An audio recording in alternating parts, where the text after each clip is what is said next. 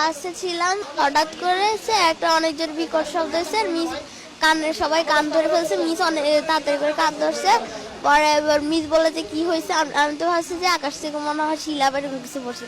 পরে আমরা যখন বেরোইছি দেখি যে যেখান দিয়ে আমরা সিঁড়ি দিয়ে ক্লাসে উঠি সেই সিঁড়ির জায়গাটা পুরোটা পুড়ে গেছে। আর সিঁড়ির ওই পাশে কিছু 7-8-এর ছেলেরা পড়তো, ওদের ইয়েটা পুরো পুড়ে গেছে। সিঁড়ির সাইড পুরো পড়ে গেছে। ওখানে অনেকে মানে গড়াগড়ি করতেছে। 7-8-এর ছেলেরা তো ভয় দৌড় দিতে গেছিল। আগুনের পরে অনেকে গা লাল হয়ে গেছে, অনেকের খুব জামা কাপড় পুড়ে গেছে। তারা মাটিতে শুয়ে শুয়ে গড়াগড়ি করতেছে। আমাদের লর্ড মিস বলতেছে যে তো আমরা সিঁড়ির দিকে দৌড় দিতে। আমরা ভাবছি যে মিস যেটা বলছে এটাই ঠিক। আমরা সিঁড়ির দিকে দৌড় দিছি।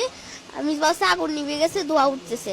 আমরা এবারে গেছি, গ্যাস সরে দিছিল। পরে মিসে একজনের গায়ে পড়ে গেছে, আবার একটা 8-এর ভাই আমার গায়ের উপর পড়ে গেছে। পরে আমার একটা বান্ধবী আমার গায়ের উপর পড়ে গেছে। আমি অনেক কষ্ট ওখান থেকে উঠে আসছি। আর পরে বারান্দার যে গ্রিল কিছু ফায়ার সার্ভিসের লোক আসছে, তারপর কিছু আর্মি লোক আসছে, এসে ওরা গ্রিল ভাঙছে।